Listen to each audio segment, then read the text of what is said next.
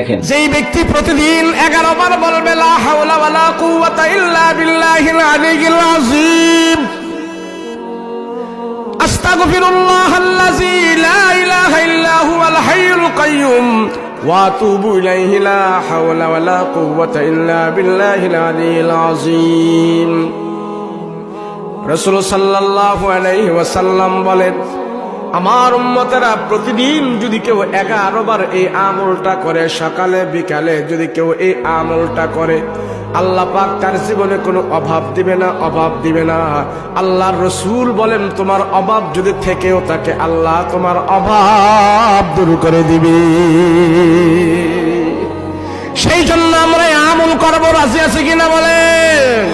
সবাই আমরা ইস্তেগফার পড়ব, ঘুমে যাওয়ার আগে আমরা সবাই 11 বার ইস্তেগফার পড়ব। ইস্তেগফার পড়ে পড়ে আমরা ঘুমাইতে যাব।